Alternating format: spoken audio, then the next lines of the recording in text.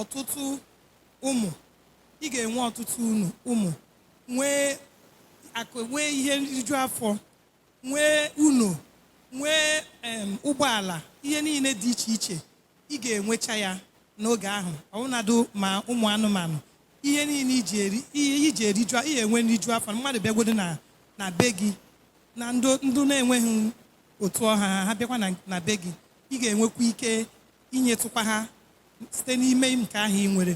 Na-abụ ihe nghọta mmadụ inwe ọtụtụ ihe niile zuru oke nke ọ ga-eji were bi na ezinụlọ ya. Toonu Chineke. Anyị dị maka anyị kụpụrụ ya aka. Ọ sị n'oge mbụ, inwe ụba bụ mmadụ inwe ọtụtụ ụmụ ya na ọtụtụ anụmanụ, maka ọzịza dị na akwụkwọ nkọmi anyị.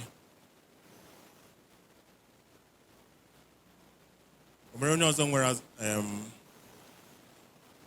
ọzịza dị iche.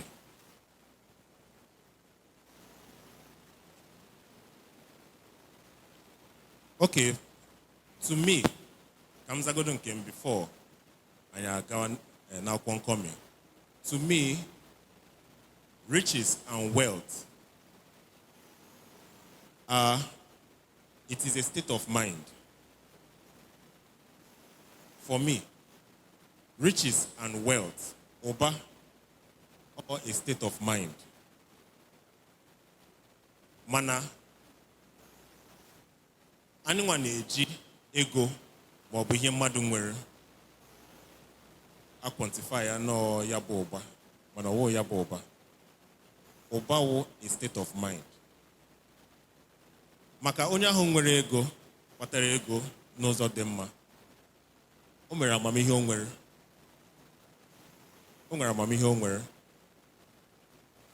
Are we following?